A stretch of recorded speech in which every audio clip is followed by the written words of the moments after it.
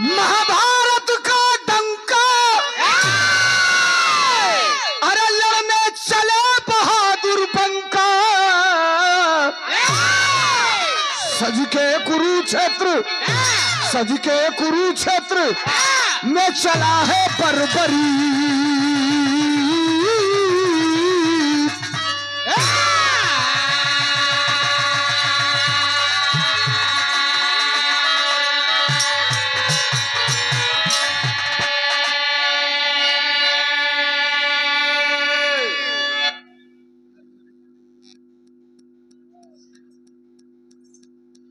मैंने आपसे एक रिक्वेस्ट किया है कि इस विरह को सुनिएगा क्यों। टेक्निकल पॉइंट जरा आप नोट करिए। साउंड वाले भैया आप जिम्मेदार आदमी हैं, हमारी इज्जत आपकी इज्जत है और आपकी इज्जत हमारी है। क्योंकि जब हमारा बुझाई कि हमारी इज्जत गड़बड़ाता है तो हम केहू को गड़बड़ाते भी हो जाते हैं। बस एक बार सारा समझदार आदमी का कुल जोगाड़ जाने लग जाई कह दो, समझो बात के हम का कहो। सुनिएगा विरह। बज गया महाभारत का डंका, लड़ना चले बहादुर बंका। सज के कुरुक्षेत्र में चला है बर्बरी। महाभारत के जंग का ऐलान हो चुका था, एक दिन बचा है। एक दिन के बाद लड़ाई होगी। कहां? कुरुक्षेत्र में। लड़ेंगे कौन? कौरव और पांडव। इस पूरे घटनाक्रम में महाभारत के जंग का ऐलान होने के बाद अगर सबसे ज्यादा कोई चिंतित थी, सबसे ज्यादा कोई व्याकुल थी, तो एक महिला जिसका नाम कुंती बताया गया। रात को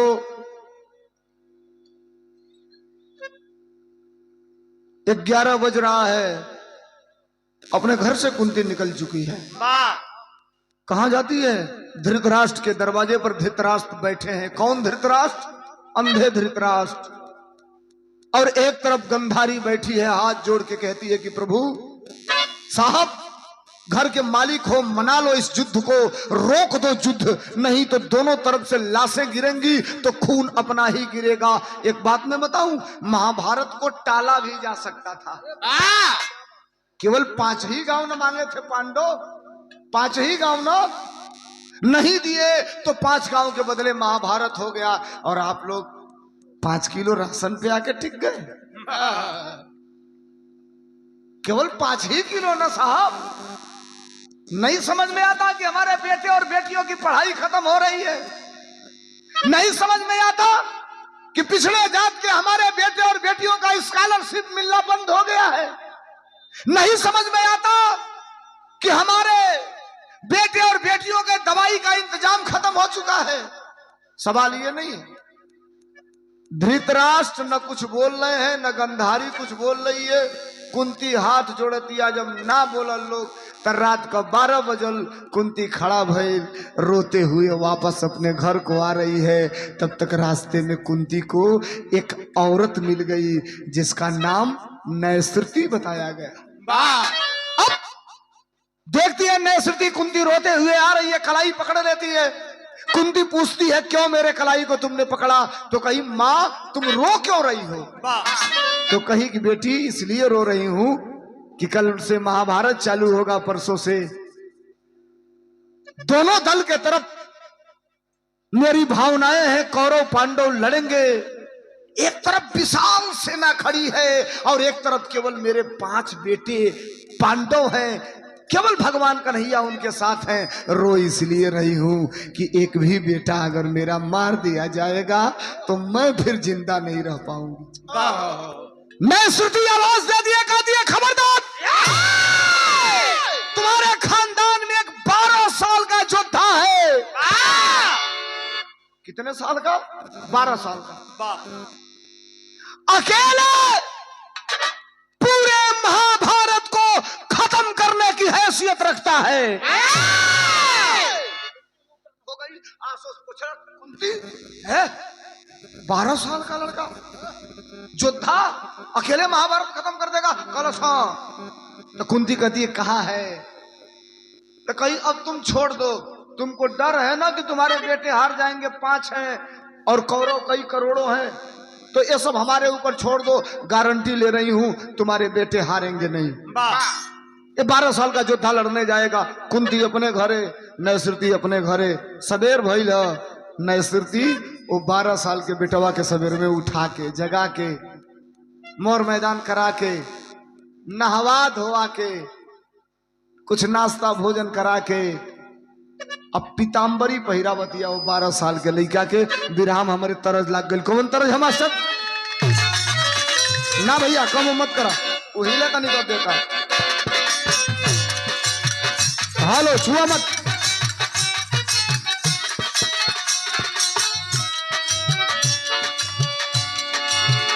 ए लक्ष्मी ना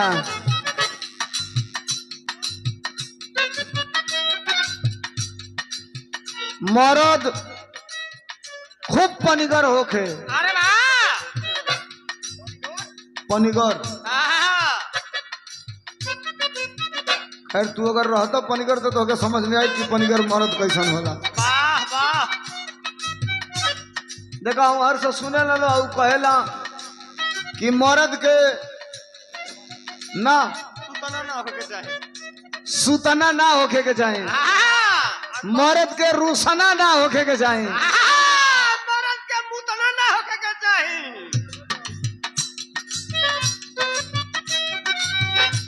नेता आदमी ही मर्द सोच समझ के बोलल कर हमरे लगे थे। मर्द घर से बैग लेके निकलल बा, तरज हो मेहरारू पीछे से कुर्ता खींच दिया, कह दिया ए पिंकी के पापा मत जा। कलश ना जाई कहू जवन महीनवा में 3 गो मंगवावे लू का कह जला हो चाटे वाला हो, हेंगा इठले पे हेंगा ललका निकल जला का कह जला अरे लिपस्टिक हो, लिपस्टिक का हम कही ना होला। एक बार फंस गए हम बिराग आगा उतरनी, हमरो मन कैलस कि मेहरारू के 2 गो लिपस्टिक किन के ले चली। चल गई सिटी माल में, रुपया थैली में रहे, गर्मी रहबे कहीं। जाके सिटी माल वाला से कहली कि भैया, सिटी माल वाला से कहली कि 2 गो लिपस्टिक दो जौन तरी दुकानी में सबसे महंगा होके। पातर पातर ले आके 2 गो दिहलस। हम पॉकेट में से निकाल के 500 रुपया का नोट होके दिहली।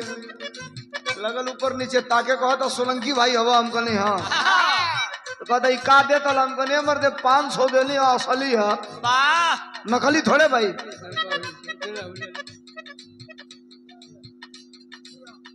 श्री राम यादव की तरफ से 51 रुपया नमस्ते प्रणाम। कॉलेज किया भाई 500 रुपया में कुछ हो ही ना। हम कहनी का है तो कहता है कर दाम बात 1378 रुपया एगो का। कनी अपन मुंह मरा लिपस्टिक 2 गो कीन दे तो एक सट्टा का दाम यही में चल जाई। फ्री में चाट ली। तरज बा मास्टर बजावे तोड़न मरद जाता बहरा, मेहरारू पीछे से कुर्ता खींचले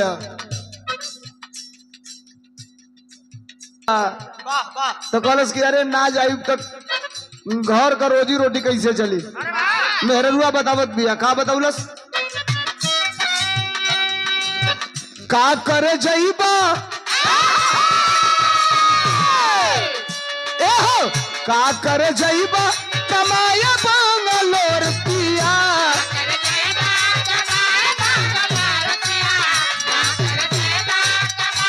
भैया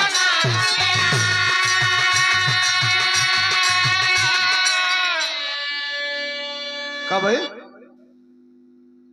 करे जाइबा कमाया बांगलोर पिया।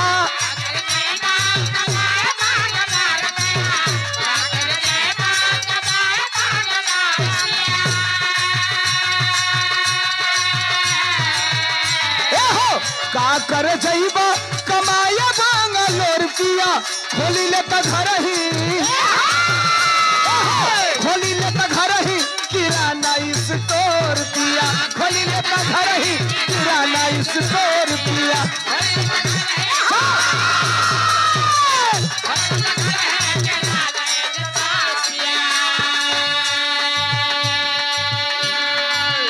सवेर का टाइम बा, 12 साल के लड़के को वो मां नए श्रुति सवेरे सवेरे जगोले बिया जगा के पीतांबरी पहिरावत या पहिरा के अपने बेटवा के भोजन भाव करा के कलश बेटा तुमको जाना है। कलश कहा? तो कलश कुरुक्षेत्र में। वो 12 साल का लड़का कहता है कि मां मैं करूंगा क्या कुरुक्षेत्र में जाके।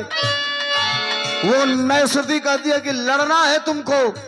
वो 12 साल का बेटा कहा कि लड़ूंगा किधर से रे मां, किसके तरफ से लड़ूंगा? उन श्रुति बतावती अपने बेटवा के का बताऊलस? अरे दूधावा का कर्जा चुकाई दी हमर बेटा।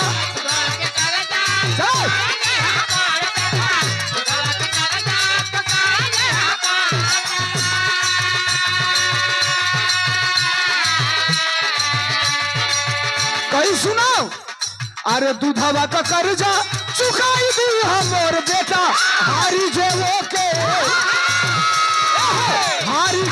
के जिताई दी हमर बेटा।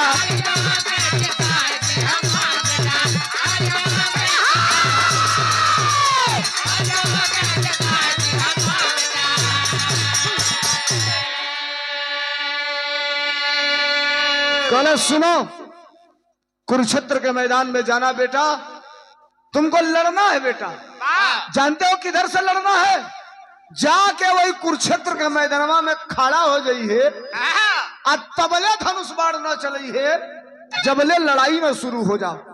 और लड़ाई शुरू हो जाएगी तो जो पक्ष हारेगा उसी के तरफ से तुम लड़ना चालू कर देना। छोट बेटा बा 12 साल का, पैर में घुंघरू बनल है, करधन पहनले है, करधन में घुंघरू बनल है और घन घन घन घन घन घन घन घन धनुष बाण लिहले। वो अपन छोट बेटवा अपने माई का आदेश का पालन करे बदे चलत है, चलत चलत चलत चलत चलत चलत चलत चलत सवेरे में का चलत है बेटा। कुछ दूर चली गई, एहर भगवान कन्हैया सवेरे के टाइम बैठ के ध्यान करत हवा कि कल से लड़ाई की शुरुआत होगी, किस गोल से पहले प्रतंता चढ़ेगा और किस गोल से पहला बाण आएगा, और अगर उधर से आया तो उसके काट में मुझे क्या करना है। तबले भगवान कन्हैया के ध्यान में उ लइकवा लौक गई कि एगो लइका चलत बा धनुष बाण लेके, और आ जाई अगर लड़ैया में तो अकेले पूरा महाभारत में खत्म कर दे। रुक गई ना भगवान कन्हैया, अरे रुका लोग,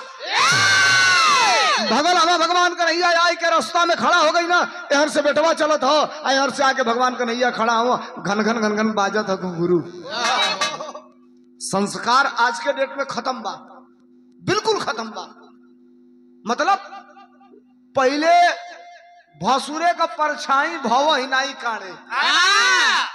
आज के 20 साल पहले की बात करतनी, आयतनी घड़ी भसुर बुलेट चलावता, अब भव ही पीछे बैठल रहती है, पीछवा का कैरियरवा नहीं से पकड़त, अगवा अधवा का अगवा लांडी लो धैले रहतली से। आ जब कहीं ब्रेकर बढ़न मजबूत पड़ गई, हचाक से ब्रेक मार डलस बुलेट वाला, तो पीछे से दोनों अक्टूबर जब पीठी में सटता तो कहतली से भाई जी गाड़ी बड़ा बढ़िया है, कहाँ से खरीदे हैं? 3-4 गो ऐसा ब्रेकर पड़ जाता दिन भर में तो आज का जतरे बन जाता।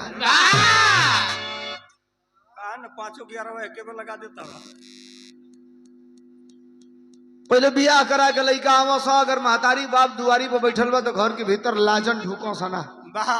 इतने गरीब बियाह करा के मेहरारू ले आओ दोनों सो, अब 25 दिन के बाद घर में से बाहर निकला कौन सा 25 दिन के बाद।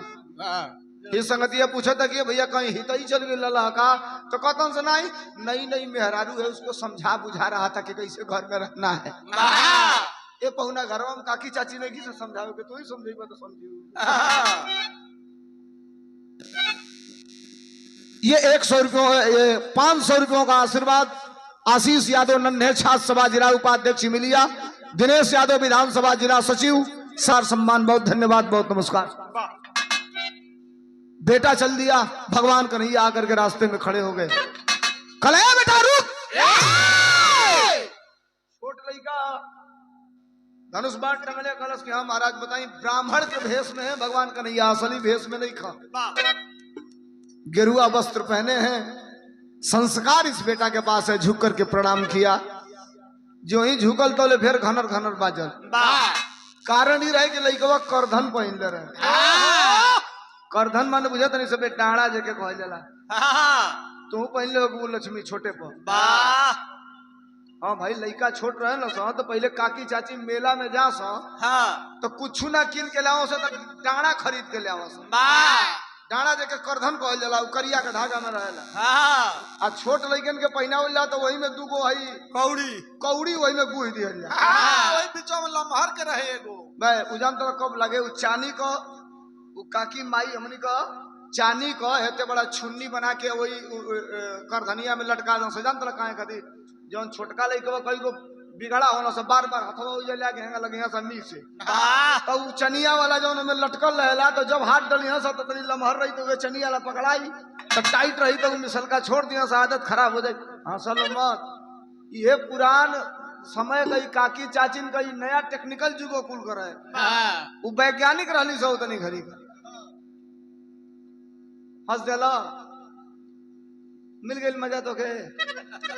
पहले लइका छोट रहो सामने के खुदे मिसाइल बानी जा का जानी तो तू अपनी लइका लगी के मिसत होकबू कि ना मिसत होकबू। पहले काकी चाची माई हमनी के मिसा से लइका 1 साल 6 महीना का रहे तो टंगरी हंगा बैठ जा सब फैला दा सब आ लइकन के एकदम उघारे अंगिया जंगिया कुछ ना बुकुआ लेके एक पसर हो लइका के मला सब अब छोड़ा के बुकुआ फिर करू के तेल आ वही में कपूर गरमा के सीना पर धो के लइकन के ई कर सके कफ ना जमे। आ लइकन के मिसले के बाद अगर लइका हो गए तो छुनिया होकर उघार के आ दूध वही में करू तेल डाल के जाम ना होई चलत रही जाए सबके साथे भइल हुई। वाह तोहरियो साथे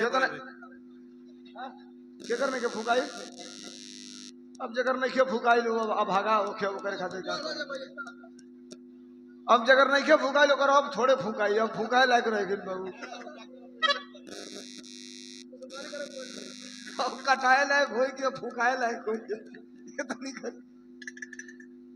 आया बिरहावन भगवान का रहिया सामने खड़ा हुआ लइका धनुष बाण लेके जा तो कहले बेटा रुक। प्रणाम किया वो बेटा कहा हाँ महाराज बताएं क्या आदेश है। कहला कहा जाता ले कलश लड़े जाता नहीं। कहला कहा कलश कुरुक्षेत्र में। कहला किधर से लड़ोगे। कलश हमार माई कहले बिया जवन पक्ष हारी वही की ओर से लड़ब।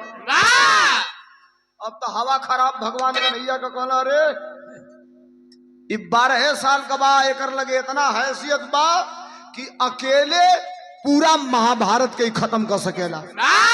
जब कहलस कि जे हारी ओकरी ओर से लड़ब तो ले भगवान कन्हैया डटला बड़ी तेज। कहला भाग रे बेटा भाग।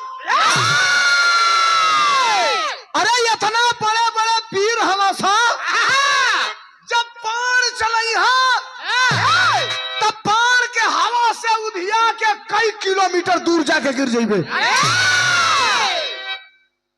जर्सी साढ़ देखले वाला लोग ना छोटका जौन रहना सब जो डांट के कहला कि भाग ना तो बाणे के हवा से उधिया जीबे तो कहला साहब खबरदार उधियाए के कहत रहा एक के बाण से पूरा महाभारत खत्म कर दई। मिलल मौका भगवान कन्हैया के कहले लग रहा है कि वीर हो तुम। कहला सब जब अपन क्षमता बता देनी तो वीर पूछे लगला। कहला का करोगे तो कहला एक के बाण से महाभारत खत्म करब। कहला ये झूठ बात है। कहला झूठ नहीं सही कह रहा हूं एक ही बाण से महाभारत खत्म करूंगा। कहला कैसे हम जानब। तो कहलस तो प्रतियाल आजमावल चाहत होगा तो आजमा लो।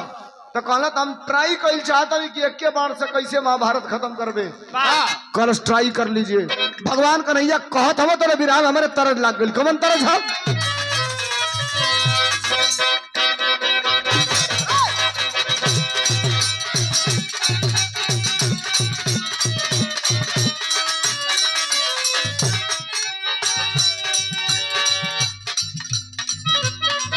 मेहरारू मर्द के झगड़ा दुनिया का कोनो पंच निखे जोन फरियाद हो। वो फरियाई कब जब दोनों एक लगे हुई हंस तब। है रात में राती में चाहे दीने में उसे तो खा लेते इस बार कबो फरिया जला मेहरारू से मर्द कहता का करताड़ू रनिया अरे का करताड़ू रनिया हमके बतावना कहो ए लक्ष्मीला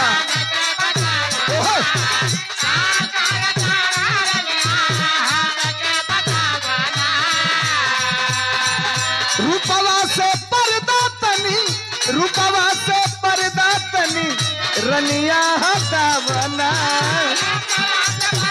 कहो तनी ताको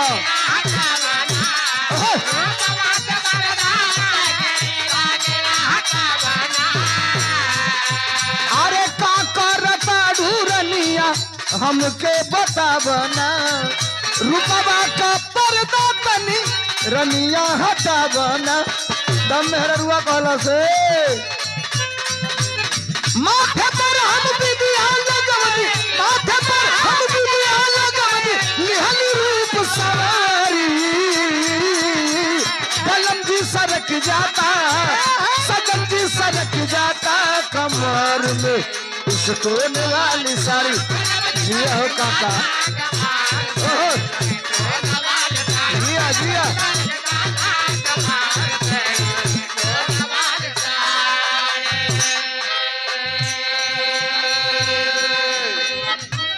मेरे कहने का मतलब केवल एंटरटेनमेंट नहीं करता मैं जो कहता हूं पूरा प्रमाण के साथ और दो ही बात कहूंगा आपको समझ में आ जाए वो मेरी कमाई है।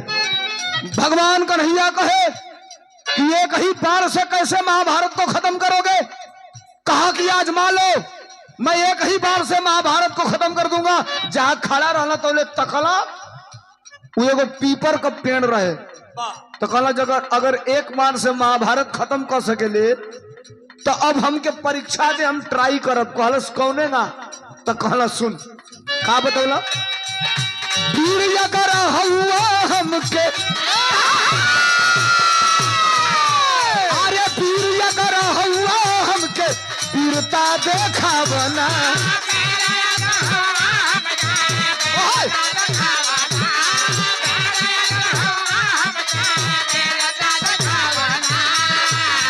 पिपरा का पाती के पिपरा का पतई के बाण से छेदावना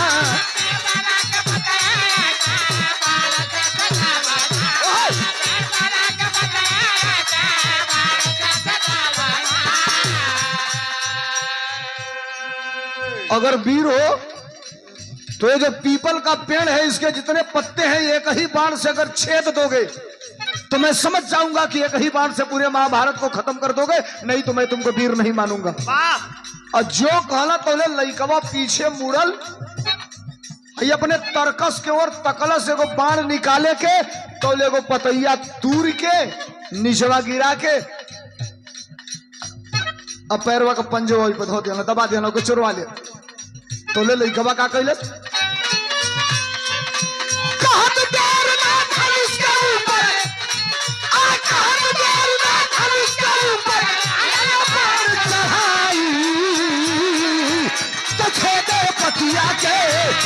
छेदे पतिया ये के बाण से कांपे ले कन्हाई छेदे पतिया ये के बाण से कांपे ले कन्हाई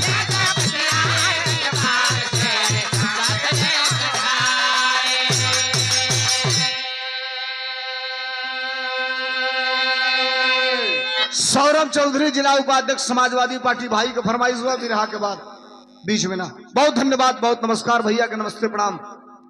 एक पत्ता तोड़ के पैर के नीचे दबा लिए लड़का चढ़ौलस धनुष पर बाण और चला दिलस बाण जैसे सुई से गुदरा सियल जला वैसे बड़वा हन हन हन हन हन हन हन हन सगरी पतैया के छेदत आया के भगवान कन्हैया की पंजवा पर गनगन गनगन नाचे लागल। अब तो बुझाई भगवान कन्हैया के पुछ के ढील हो जाई कहना सारे ही पंजवा पे आके कर बनवा नाचे लागल। तकला करी और तकला सुना गोड़वा हटावा एगो पतैया नीचवा हाउ के छेदे खातिर हाउ अन्ना हटाइबो तो गोड़वा छेद के ओके छेदी और जो कहलस गोड़वा छेद के छेदी तो हटाना कहा अरे भैया रे भैया। सारे देखन में छोटन लगे घाव करे गंभीर।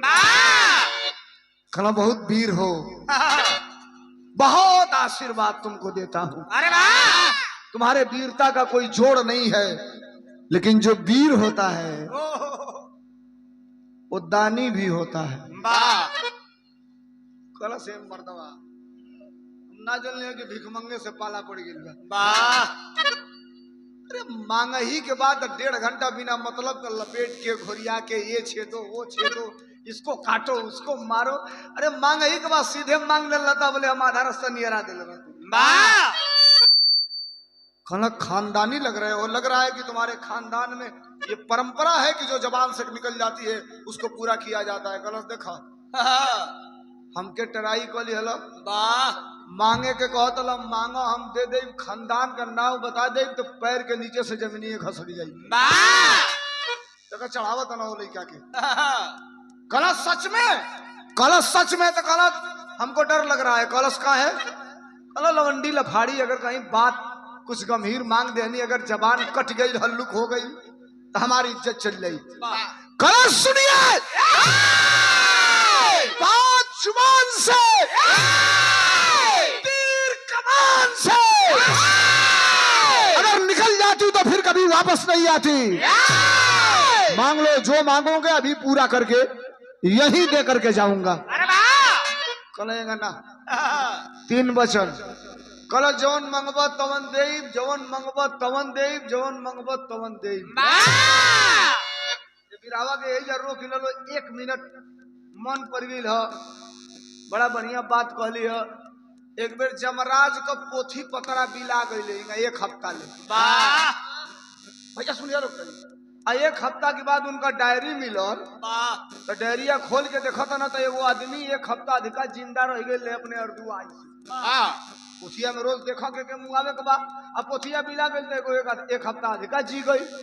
अब भैंसा पर चढ़ना भागल भागल है ना, आगे मृतलोक में ओकरी दुआरे पर उजाड़ा का महीना में खटिया पर थरिया में साग या भात लेके सान के खाता। कहना है उठ, के हवा कहना हम जमराज हैं, तुम एक्सपायर हो चुके हो, तुम्हारा डेट खत्म हो चुका है, 1 हफ्ता अधिक जिंदा रह गए हो, तुमको लेके चलना है मृतलोक, तुम्हारा प्राण हरने आया हूं।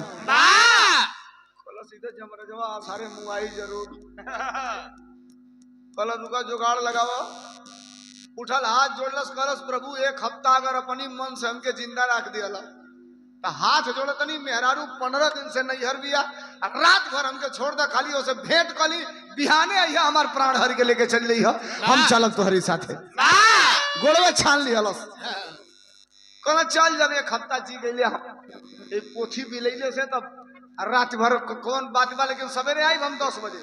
कलश पक्का जमराज चल गई ना, रात भर बीतल, भिनसारे माटी सनलस पियर की खेते में कोड़ के, और वही पियर की माटी का मूर्ति बनौलस जमराज का, 5 को माला पहिरा के, 2 मुठ्ठा अगरबत्ती वही में खोस के, और वही जब बैठल बा तो हन हन हन हन हवा नहीं और बुझाई। कलश आ गई जमराज पैसा बस अगरबत्ती धरा के एक मंत्र जब बता, ओम जमराजाय नमः। जमराज ने कहा साला आज तक धरती पर केवल देवी देवता का पूजा हुआ है, मेरा तो पहली बार पूजा हो रहा है। पहला भक्त मेरा मिला है जो मेरा पूजा कर रहा है जमराज का। चलो देखो, मैं तुम्हारे भक्ति से प्रसन्न तो हूं, लेकिन तुमको मरना है भाई, मैं तुम्हारा प्राण हर के जरूर ले जाऊंगा, छोड़ूंगा नहीं। कलश मुआवा चाहे जियावा, ओम जमराजाय नमः। कल देखो जान तो नहीं बचेगा, हम प्रसन्न हैं तुम्हारे पूजा से, कुछ मांगना चाहते हो तो मांग लो। कलश मुझे 1 नहीं 3 वरदान चाहिए, बोलिए देंगे। ओम जमराजाय नमः। रुपया पैसा मांगी, कलश देखो प्राण तो नहीं छोड़ूंगा, उसके बाद जो मांगना हो मांग लो। कलश ना ठीक बा, प्राण हमार हरि हो, लेकिन हम क्या वरदान ऊ दो कि जवन मांगत जाई वो पूरा होत जा। हो नहीं करे के लग पड़े तो कहला कि चल इहो मान लेनी, तो जवन मांगत जइबे तो पूरा हो जाई, और जो वरदान दिहला कि जवन मांगत जइबे तो पूरा हो जाई। बस उठल चदरा उधर फेंक के अब मरलस 5-7 लात वही जमराज के जवन माटी का मूर्ति बनौले रहे 4-5 एड़ी। कलश की कौन भक्त है साला, अभी पूजा कर रहा था 1.5 मिनट में लाते से कचरना चालू कर दिया है। ये असली भक्त हो। जमराज कहला ई का कलश की रुका वरदान कलम मांग मांग, 1 घंटा पूजा कैले हो उतने में खुश बानी। कलश पहला वरदान ई दो कि जन भाई सवा के सिंहिया दुन्नोर बा उ दुनो सिंहिया एक में सट जा। तो तो कहले रहना जो मांगे जो पूरा हो जाए, बस दोनों सिंहिया एक में सट गई। जमराज कहता नहीं सारे मरवाई का, यही से पेट फाट जाई तो मरवाई तो कहला दूसरा मांग। हंसा था खूब तेज, कहला मांग रे, कहला मांगी तो कहला मांग, तो कहला दूसरा वरदान ही दो कि तू वही सिंहिया पर उड़ के जाके बैठ। अब जमराज उड़ला वही सिंही पे एकदम वही चिरौटी के सामने हाथ से जाके बैठल। आज जब साढ़े की भैंसा की जब मूड़ी पर वजन ज्यादा पड़े तो हेंग हांग जितने करे उतने उतने सिंह भीतर घुस। हाँ उतने उनका मजा आवे, उतने हंस से ओके ना अरुण जाई तो हंस। अब जितने वजन पड़े भैंसवा पे हेंग हांग करे उतने नीचे में घसकत जा जमराज, सिंह भीतर में चल जा। 1 इंची 2 इंची 3 इंची 4 इंची। अब जमराज का हालत खराब, कहला तीसर का मांग। कहला सोचे ना, कहला ना सारे सोचे सोचे मुंह आते लेते मांग तीसर का। कहला तीसर का भी करो कि फिर सिंहिया दोनों जहां जा रहले ऐसा वही जा हो जा।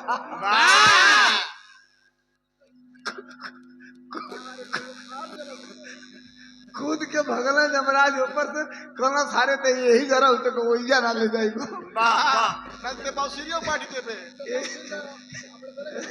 एजा हमारी पर ट्राई कर ले वही जा केहू बढ़िया आदमी पर ट्राई करे में तो फांसी हो जाए। इससे बढ़िया यही जरा कबो कबो ऐसनो भक्त भेटा जाना हमने छिमी। भगवान कन्हैया ने कहा कि जो वीर होता है वो दानी होता है। कलश तो मांग लो।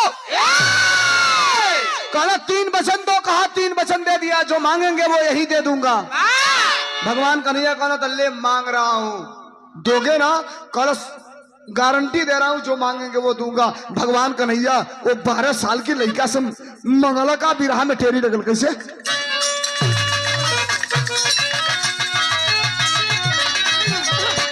गिरताई गिरताई जिसकी धोखे में फंसी। लिखने वाले की कारीगरी को समझिए, डिक्टेंशन पॉइंट दे रहा हूं कि बिरहा लिखना बहुत बड़ी बात है, और जिस तरह लिखा जाए उस तरह गाना भी बहुत बड़ी बात है। अरे वाह! लेखनी और गायकी का जब कॉम्बिनेशन होता है तो वो गीत अपने आप क्लिक कर जाती है। बिरताई जिसकी धोखे में फंसी, जंग के बलवेदी पर मांगे शीश कन्हाई। जंग की बलवेदी पर मांगे शीश कन्हाई। बिरताई जिसकी धोखे में फंसी। कल अगर देना चाहते हो, तुमने 3 वचन दिया है, मैं तुमसे मांग रहा हूं बेटे, अपने हाथ से, अपने कटार से अपना गर्दन काट के और मेरे हाथ पे रख दो। यही मेरी अपेक्षा है और यही मैं तुमसे मांगना चाहता हूं। अरे बाप रे बाप, ज्यो ये तनी बतिया 12 साल का लड़का सुनलस। रविंद्र यादव, भाटपार रानी बतरौली, उस गांव का बच्चा बच्चा हमको जानता है, जानता तो प्रदेश का बच्चा बच्चा है। भाटपार रानी भाई की तरफ से ये दूसरे बार का 100 रुपयों का पुरस्कार। बहुत बहुत धन्यवाद, बहुत बहुत नमस्कार आप सबको, नमस्ते प्रणाम। सुनिए बीरा कहा आ गया, जो ही कहे कि अपना गर्दन अपने हाथ से काट के हमको दे दो। लइकवा तनी सब पीछे में तकलस आई अथवा उठा के एगो बाण निकालल चालू कैलस। भगवान कन्हैया कहला कि अब कहां से गर्दन काट के दे, सारे मुंह आई देखत नहीं तो हम ही के बीरा में तरज लाग गई। कौन तरज? हमार सब अंतिम है विराह, और विराह का पूरा निचोड़ अब मिली आपके। कैसे?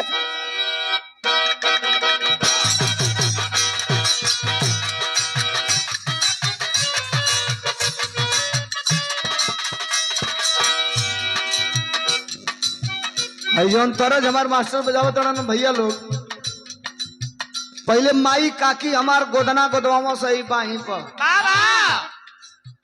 तो नाव लिखाओ मेहरारून को फूल परी। भकजोनिया देवी। कौन देवी? भकजोनिया देवी हो। इनकी इया का नाम रहे।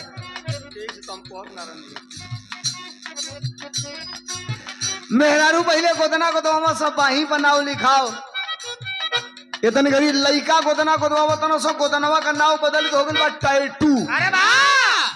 तो मेहरारू बाही पर गोदवाओ सब, लइका है जा गोदवाओ तना सब।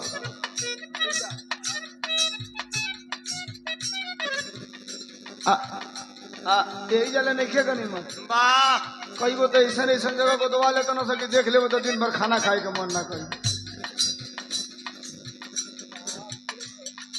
देखो कहता ना करिए कि नहीं जमा। एक तो ऐसा जीन्स आ गए रहते हैं गरीब पहिरे वाला। आजकल नया लड़का बनियान पहनत नहीं सब, बंडी नीचे पहनत नहीं सब, टी शर्ट शर्ट पहनत ना सब। आ जीन्स आइल बा तो सारे कहियाई के ऊपर लेकर नहीं रहत, आधे पलंजा पर लेकर रहता। आ जो निहुर के पूरी उड़ी चलावे के पता चलता कि 3 हाथ नीचे तो कुल दुकानिया लोकल चालू। खेती लौकता, कुल खेती बाड़ी लोकल चालू हो जाती है, खाली तनी सा बस बाकी रह जाता। हाँ हो गलती नहीं की बात देख लिया लोग कर लिया। मेहरारू पहले बाही पर गोदना गोदवाओ से एगो गोदना गोदे वाली मेहरारू से पूछलस कि ये पर कुछ लिखाई, तो कहलस की लिखाई। तो कहलस का लिखाई? तो कहलस की सुना हम बताओ तनी का लिखाई। का बतौलस?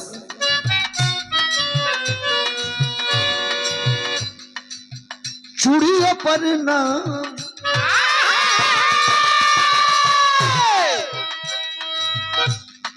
अरे चूड़िया पर नाम हमारा सड़ियों पर नाम बा।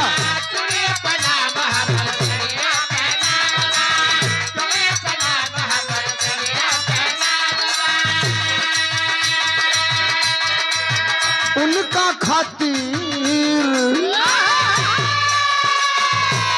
खातिर हमारी जिंदगी तमाम बा।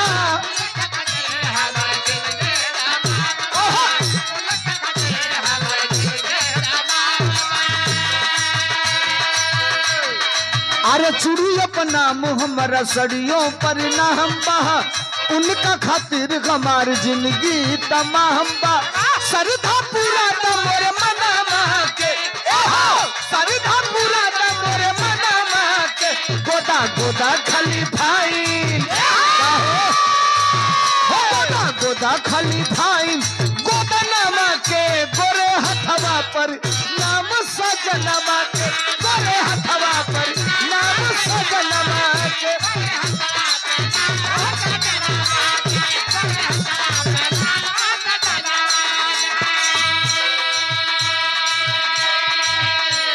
भगवान का नैया जो कहला कि हमके अपन गर्दन काट के दे दे, इहे हमारा अपेक्षा है। तो लइकवा का कैलस, अरे यतना कहत धैलस धनुहा पपान हो।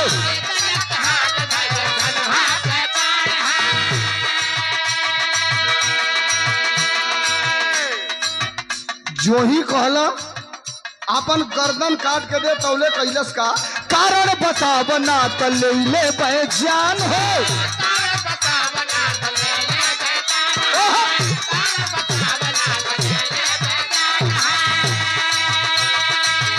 देखे क्रोध में जब कृष्ण जी ललना के, देखे क्रोध में जब कृष्ण जी ललना के, प्रकट हो गई ले तुरंत सभनमा के, कहे मारना फिर मोरे जनमा के, कहे मारना।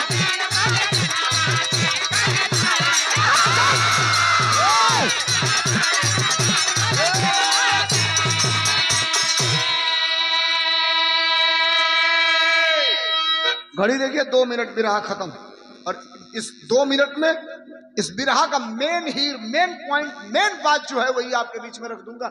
मेरी बात खत्म हो जाएगी, आप कहेंगे कि ये धर्मेंद्र सोलंकी ने क्या गाया। इतनी काकी आई है, देना हो तो दो, नहीं तो हमसे युद्ध करोगे। कल युद्ध नहीं करेंगे, तुम्हारे जैसा नीच ब्राह्मण आज तक हमने धरती पर नहीं देखा। कहना क्यों? कहलस कि साधारण पंडित इतनी गलती नहीं कर सकता है। कार्यकर्ता जनपद मऊ की ऐतिहासिक धरती से 100 रुपया देकर के हमारा सम्मान किए, मालिक सुखी रखे आप सबके। नमस्ते प्रणाम। वार्ड नंबर 6 से गोरखनाथ यादव भैया की तरफ से 100 रुपया का आशीर्वाद, बहुत धन्यवाद, बहुत बहुत नमस्कार।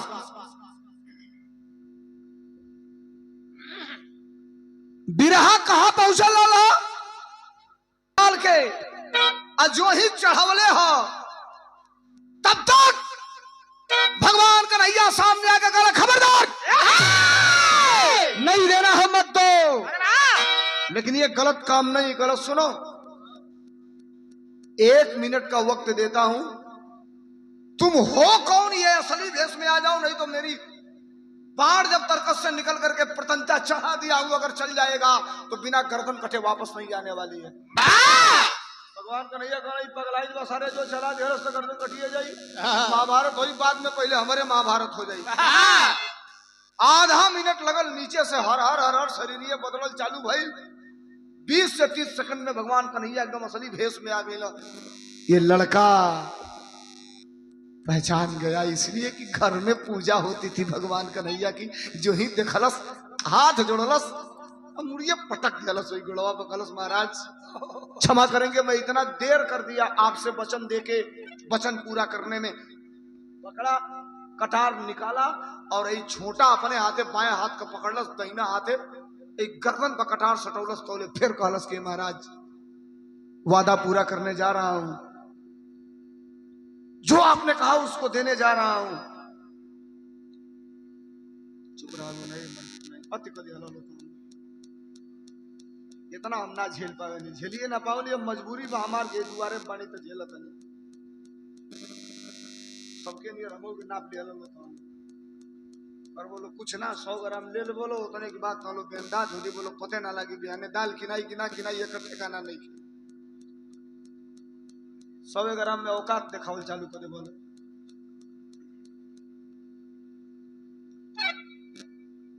गर्दन पे सटाया है कटार और कहा साहब देरी कर दिया हमने 2 मिनट, आप बैठिए भैया, देरी कर दिया 2 मिनट हमने आपका वादा पूरा करने में।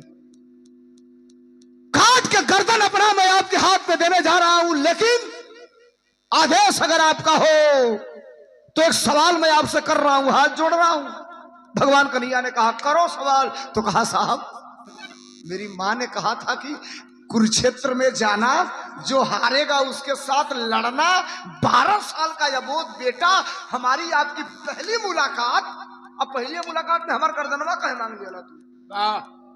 दुश्मनी हमसे का रहे, का गलती कैले रही है साहब?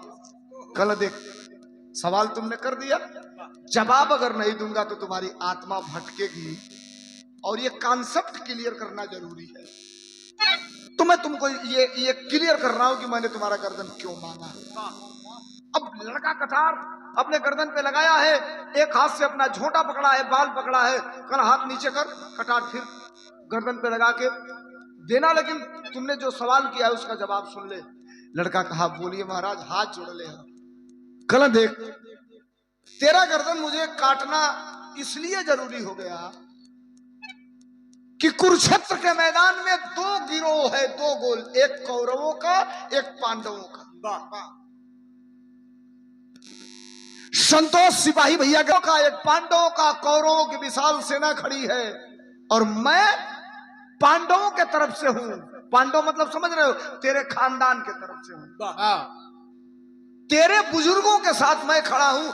एक तरफ कौरव है, वो भी तुम्हारे ही खानदान है तो दोनों एक ही खानदान, लेकिन जो ओरिजिनल रियलिटी तेरा खून है उधर से मैं खड़ा हूं। अब तुमने पूछा कि मैंने गर्दन क्यों मांगा, तो इस लड़ाई का अंजाम जानते हो? इस लड़ाई का अंजाम हमने तय कर लिया है कि इस महाभारत के जंग में पांडवों को विजय श्री दिलाना है और कौरवों की हार निश्चित है, इसलिए कि मैं स्वयं लड़ रहा हूं पांडवों की तरफ से। लड़का कहा तब? कहना तब? यही तो बात आके फंस गई। मैं कौरवों को हराऊंगा, पांडवों को जिताऊंगा। और तुम अगर कुरुक्षेत्र के मैदान में चले गए तो तुमने अपने मां को वचन दिया है कि जो पक्ष हारेगा उसी की तरफ से खड़ा होकर के तुम लड़ोगे। तो मैं कौरवों को हराऊंगा, पांडवों को जिताऊंगा। 2 मिनट और बस खत्म हो गया। 2 मिनट विराग पाक छिंदल जाला रुका सकला। 2 मिनट विराह बिगड़ जाए, गड़बड़ हो जाए, 1 घंटा का मेहनत बेकार हो जाए। अगर तुम कुरुक्षेत्र में चले जाओगे तो तुम्हारी मजबूरी होगी कि कौरवों की तरफ से खड़ा होकर के तुम लड़ोगे। अगर तुम लड़ोगे तो तुम्हारे पास इतनी हैसियत है कि एक ही बाण से पूरे महाभारत को तुम खत्म कर दोगे। महाभारत तो छोड़, तो बड़वा चली तो हमरो गर्दन काटी, अर्जुनों का काटी, भीमों का काटी, पूरा पांडवे कटा जाएगा। मेरा मकसद पूरा नहीं होगा। और तुमको तुम्हारे खानदान को जिताने के लिए तेरा गर्दन काटना जरूरी था, तेरा सर काटना जरूरी था। कहा ठीक साहब, मैं कुछ इसके आगे सवाल नहीं करूंगा। वो छोटा बेटा निकाला कटाप, अपना छोटा अपने पकड़ा, खचाक के काट के अपन गर्दन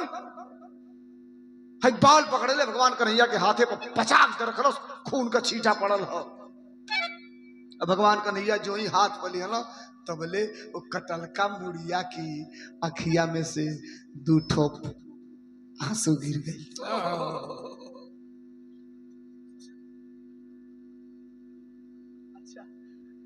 ये आदरणीय सदस्य श्री प्रभंस यादव टीटी साहब फोन किए थे, पूछ रहे थे विराग कहाँ है, किधर है।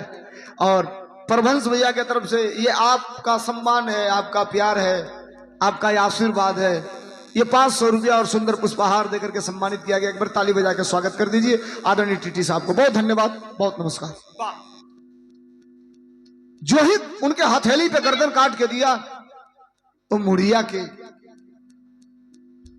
अखिया में से 2 ठोप लोर चू गई हो साहब। और मुड़िया बोले लगल कलश कि साहब हमार माई हमके भेजले रहल कुरुक्षेत्र में लड़े खातिर, लड़ी ना पौली है साहब, लेकिन हमारे को इच्छा हो। भगवान कन्हैया कहना नजर हमारी हो रे भैया, यार तक लो कहाँ तक लगल लो कहीं भाजपा वाला दिखाओ तो ना से दूसर को छू ले के कुछ और चल जाता ना, बुझ बहुते नहीं खलो तो लोग 1.5 घंटा से फेंक रहा था, नहीं तो 1.5 मिनट में ताकल दूसरे और चालू कर दिया। वाह वाह क्या महाराज।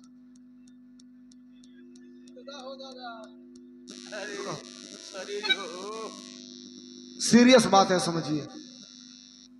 उस कटे हुए शीश ने कहा कि मेरी मां ने कहा था कि जाना कुरुक्षेत्र के मैदान में, जो हारेगा उसके तरफ से लड़ना। कल तुम चाहते क्या हो? आजा भैया, तुम चाहते क्या हो?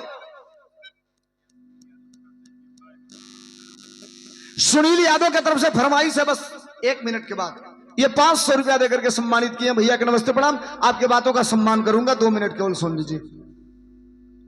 भगवान कन्हैया ने कहा चाहते क्या हो? कलश साहब मैं महाभारत की लड़ाई देखना चाहता हूं। भगवान कन्हैया ने कहा कि ऐसा ही होगा, सुनिए मेरी बात। हथवा हेंगा उठौला, मुड़िया आसमान में चली गई।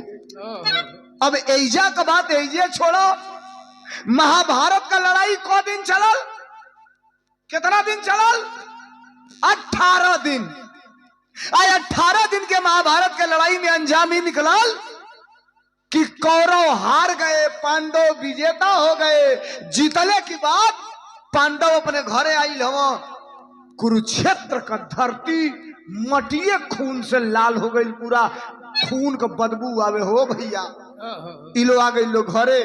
4 दिन 5 दिन बीतल, जब पूरा नींद पूरा हो गई, खुमारी छूटल है। एक दिन सवेरे भीम उठल हवा, गदवा लेके आएगा भाजत हवा दुआरा पे, कहता ना सोचत हले हई हम ना रहती या गदवा ना रही तो महाभारतवा कौन जीतल रहती। देखा अपने भाई अर्जुन कहला तो भीमवा घमंड हो गई तो ले लेके धनुष बाण ना कहला हो हम ना रहती है, धनुष बाण हमार ना रही, काड़वा का गर्दनवा ना कटले रहती तो लड़ाइया कैसे जीतल गई रही। अब इनकी देखले में ऊ ना, उनकी देखले में ऊ ना, तोले भगवान कन्हैया आगे लगल कहो कैसन फाटा तललो तो चरा तललो जवनिए नहीं खेरो काट तललो। कहा कैसन फूलत हो बोलो। अर्जुन कहला साहब बताइए ये भीम कोई गदा लिया है, कह रहा है कि हम नहीं रहते तो महाभारत कैसे जीता जाता। कहला तो तू का कहता, तो हम कहते नहीं साहब हम नहीं रहते तो महाभारत कैसे जीता जाता। कहला 2 मूर्ति वालों लो 3 मूर्ति के उरी बोलाओ 5 जाने के। अब 5 भाई आई लो, भगवान कन्हैया कहला कि अब तो हम लोग हो गए बहम। कहला बहम अतः तू जीतला लड़ैया। तो अर्जुन कहला देखा मजाक मत करो, हरदम मजाक ठीक ना लगेला। हम ना जीता नहीं देखे जीतल। कहला नहीं कदापि आपने नहीं जीता है महाभारत की जंग। अर्जुन गुस्सा में हो गए और कहे कि कौन जीता है। बिरहा के खड़ी में पूछे हम अर्जुन का पूछो ना।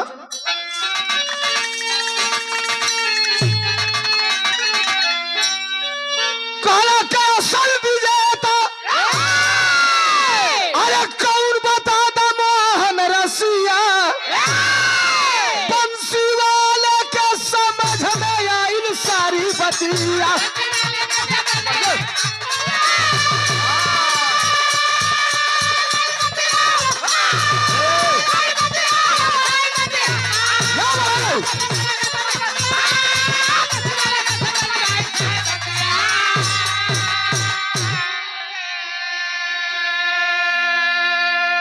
भैया भैया 1 minute oh my god please do not to speak in this time. सरकार क्षमा करेंगे, विराह का मेन पॉइंट नहीं सुनेंगे तो मेरे 1 घंटा चिल्लाने का कोई मतलब नहीं है। भगवान कन्हैया से अर्जुन ने कहा कि बताओ इस लड़ाई का असली विजेता कौन है। कहला कि वक्त लगेगा 1 डेढ़ 2 घंटे का, ये चलो तुम्हारे सामने ये साबित करूंगा कि इस महाभारत के जंग का विजेता कौन है। अर्जुन कहला कैसे साबित करबा। तो कहला सुना का बताऊ ना। एकर गवाही दे तुहरे खानदान हो, के परबरीक पास अइले भगवान हो।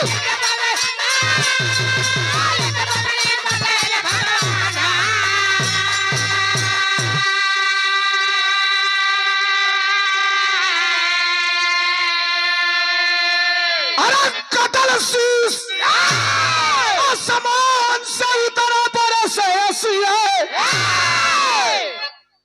आई नमक कुरुक्षेत्र में लेके भगवान कन्हैया 5 जानी अर्जुन भीम नकुल सहदेव युधिष्ठिर के वही कुरुक्षेत्र में जब ले तो अर्जुन चिहू पे कहला भैया 18 दिन तक लड़वा के मरल के तहस नहस करवा दिया। अब फिर कुरुक्षेत्र में लेके चली लाओ क्या करवा। कहला लड़वाई ना खड़ा रह, हाथ ऐसे कैल आसमानवा में से बरबरी कटल की मुड़िया आके हथवा पर चपान के बैठल, आके हथवा पर चपान के बैठल। और जो ही बैठल करस प्रभु आदेश करिए क्या कहना चाहते हैं। भगवान कन्हैया कहना कि बरबरी इन लोगों को पहचानते हो। कान नहीं तो कहिए तुम्हारे खानदान के तुम्हारे बाबा दादा लोग हैं। अर्जुन से कहला कि तू चिन्ह तो कहला ना, तो कहला तुम्हारे खानदान का लड़का। अर्जुन कहला तो ऐसे क्या करे। कहला ये बताई। कहला ये बेटा आप बताओ ये लोग कहता लोग कि हम गदा से लड़के महाभारत जीत लेनी है, कहता ना हम धनुष से बाण चढ़ा के महाभारत जीत लेनी। साफ बताओ सही सही की लड़ैया जीतल कैसे गई है। वो कटल का मुड़िया कलश कि हम तो 18 दिन की लड़ाई को देखा हूं और मेरे आंखों में ना रिकॉर्डिंग है, रिकॉर्डिंग 1-1 मिनट का अगर कहेंगे तो रिवर्स करूंगा। जब एक पॉइंट की बात बताऊंगा कि कौन कहां किस एंगल से कैसे लड़ा। अर्जुन कहना के लड़ल बेटा तो नहीं बताऊ तो कहना सुनले का हिम्मत रखी है, मन बरियार करियो हम बताओ तले। कहलस बताओ बतावत बाबू मुड़ी का बताओलस। कहलस कि कोई नहीं मारा, अरे कोई नहीं मारा, कोई कोरन बीचे, अरे सगरी महाभारत है कन्हैया रहले जीते।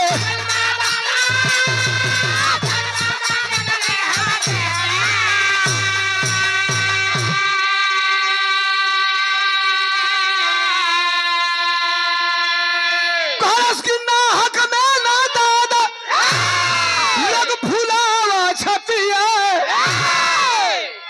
कुछ नहीं दिखाई दे रहा था, भगवान श्री कृष्ण केवल दिखाई दे रहे थे पूरे महाभारत की लड़ाई के दौरान, और दिखाई कुछ और दे रहा था। तो केवल चक्र सुदर्शन तानो लोग लड़ल हवा लो काहे लड़ैया में अर्जुन को ना है ना देखा कर हो कटल मूड़ी कह दिया कि तानो लोग लड़ल हवा लो का हम फलाना के मरली ढेमाका के मरली कलस भैया के हर रहला लोग वाह हम तो देखबे ना कली तो लोग के कन्हैया कहला कि देखो जितना चाहिए उतना प्रमाण दिवा देले है अगर औरियो कुछ बाकी होके पूछल वाह तो पूछ ही लो कहना तो इतना बेइज्जत करा देला में कम नहीं खे ऐसे ढेर भइल लिखी जा चाहत समझ हच दे मुड़ी नीचे कई लोग कल लोग चले के जो लोग चलल लोग भगवान कन्हैया की हथवा पर मुड़िया सोचना ऊपर क के फिर हम चली तोरे मुड़िया बुल्लस कलश प्रभु कला हाँ लगल रोवे भर भर भर भर आग से पानी गिरे लगल कल काहे रो तले बोल कल से साहब कबले त्रिशंकु नियर लटकत रहो जब अइबा ऊपर उठा के फेंक देबा लटकल रहो जब अइबा तब कह देबा तो आके ये हथेली पे खड़ा हो जाई बैठ जाई कल तब तो कलस हमरो उद्धार कर साहब दुनिया का उद्धार कैले हमरो उद्धार कर साहब कल आशीर्वाद देतनी तोरो उद्धार होई कलश कब कल कलयुग में कलश कौनेगा तो कल पता चल रही कौनेगा आजो कलयुग में वो मुड़िया हो आज के डेट में जही हम भी रहा गावत नहीं आज वो मुड़िया हो लेकिन कौने रूप में हो मास्टर वचन यापन पूरा कैले प्रभु घन श्याम हो आऊ है बरबरी कयाजू भैले खाटू श्याम हो